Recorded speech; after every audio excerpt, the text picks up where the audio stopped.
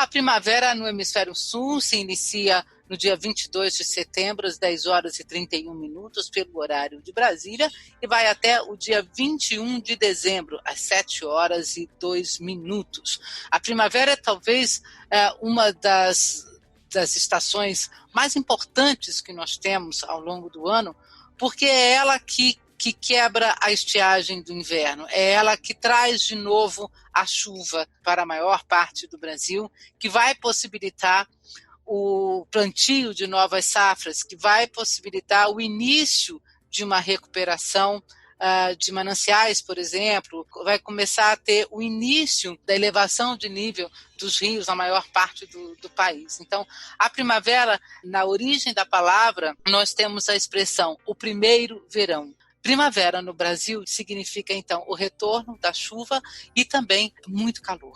A primavera de 2020 será influenciada pela Laninha. O que é a Laninha? Sempre que a gente fala de Laninha, a gente está falando sobre resfriamento lá das águas da região do nosso Pacífico tropical. E esse resfriamento mexe com a grande célula de circulação da região, chamada célula de Walker, que desloca um pouco as chuvas do período úmido, né? No caso de El Niño, essas chuvas se deslocam para o Oceano Pacífico e a América do Sul fica com menos chuvas. E no caso da Laninha, essa célula se desloca um pouquinho para leste, mais para o interior do continente e ganha força. Principais influências da Laninha no clima no Brasil.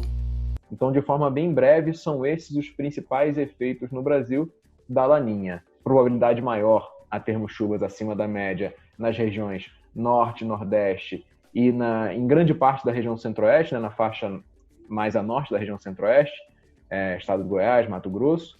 Região sudeste, a principal influência é na temperatura, temperaturas ligeiramente abaixo da média, e na região sul, a maior probabilidade é a ocorrência de chuva abaixo da média, até por causa da velocidade das frentes frias, né? Em situações de Laninha, as frentes frias avançam de forma mais rápida pela região sul e, com isso, temos menos chuvas. Primavera na região sudeste. A gente sabe que durante o inverno faltar chuva, chover pouco na região sudeste, isso é uma coisa muito comum, né? Esse ano a gente teve só junho que teve aquelas situações excepcionais de muita chuva aqui no leste de São Paulo e tal, né? Mas de forma geral, e junho até ainda deu aquela chuva em vários locais da região sudeste, mas depois agosto e também setembro foram meses aí onde a gente realmente penou, né, e com mais calor do que o normal. Primavera na região sudeste é também um retorno gradual dessas pancadas de chuva, aumento do calor, né, isso aí é uma coisa climatológica, né.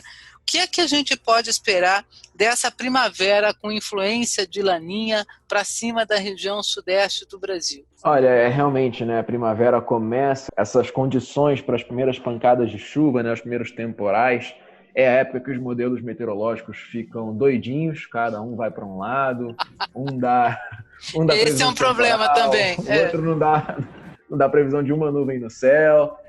Realmente a gente sofre bastante com essa divergência nessa época, né?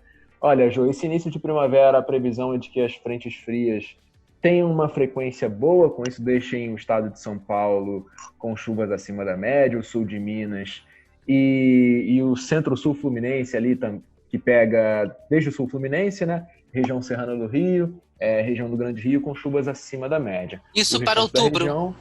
Isso para outubro. Tá. O restante da região, o restante do estado de Minas Gerais, Espírito Santo e o centro-norte fluminense com chuvas abaixo da média. A previsão é de que, a partir de novembro, essa tendência se inverta. Com os corredores de umidade, a previsão é de que São Paulo fique com chuvas abaixo da média e as outras áreas com chuvas acima da média, tanto em novembro quanto em dezembro. Esses corredores vão ficar passando sobre Minas Gerais, Espírito Santo e Rio de Janeiro, ora um pouquinho mais ao norte, ora um pouquinho mais ao sul, mas a previsão é de que eles não influenciem o estado de São Paulo. Com isso, o estado de São Paulo deverá ter chuvas abaixo da média em novembro e em dezembro. Mas, importante salientar, que essa média é alta nessa época do ano, em novembro, dezembro, em todas as áreas da região, e de forma alguma estar abaixo da média pode ser traduzido com ausência de transtornos causados pela chuva, né? Com a ausência de chuva forte, acompanhada de raio, rajada de vento, alagamentos, né? Com aqueles nossos temporais típicos aqui, pelo menos na cidade de São Paulo, lá no Rio também. Sim. Enfim, nos grandes centros urbanos, grandes alagamentos, quedas de árvore, tudo isso já na primavera há perfeitamente condições para que aconteça. Felipe, mas vamos deixar claro uma coisa aqui, olha, você está me botando, então, no caso de São Paulo, chuva acima da média em outubro. Então, assim, quando a gente fala em chuva, outubro já começa a ter um volume bom de chuva, né? Aí você tem chuvas mais frequentes, né? E, claro, eventualmente esses temporais. Então, outubro, eu tenho aí São Paulo, o sul de Minas, grande parte do Rio, com chuva mais frequente. Isso significa, ou seja, você tem maior chance de ter esses temporais justamente que tem uma chuva mais frequente, né, nessas áreas. Agora, região, por exemplo, de Belo Horizonte, Vitória, vão sentir esse retorno da chuva em outubro ou vai ficar só para novembro mesmo? Há previsão de que esses eventos de frente fria consigam alcançar essas regiões, mas que não causem chuva suficiente para chegarmos na média de outubro. Então, quanto a volumes, né, absolutos, a expectativa é de que só fica acima da média mesmo ali a partir de novembro e de dezembro.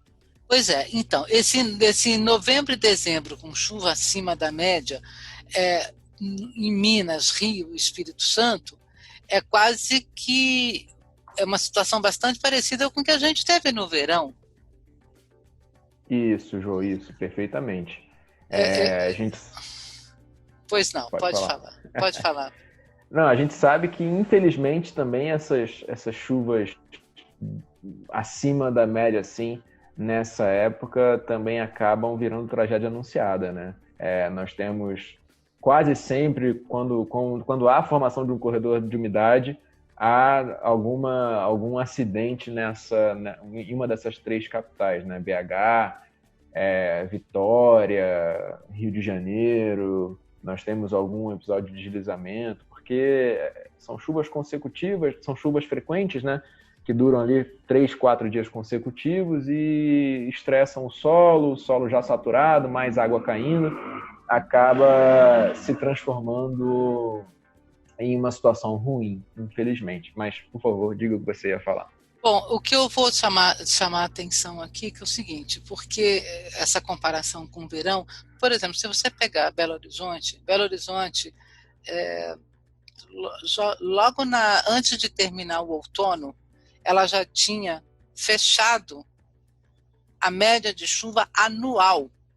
Por causa daquele janeiro com quase 1.000 milímetros, foram 935 milímetros de chuva no mês de janeiro, né, um recorde histórico total na região de Belo Horizonte. Então, ela terminou o verão, logo no comecinho já do outono de 2020, Belo Horizonte já tinha fechado a chuva anual, né? Então, agora, se a gente tem uma expectativa aí de um novembro e um dezembro com chuva acima da média também em Belo Horizonte, olha, nós estamos diante realmente de um ano histórico, né?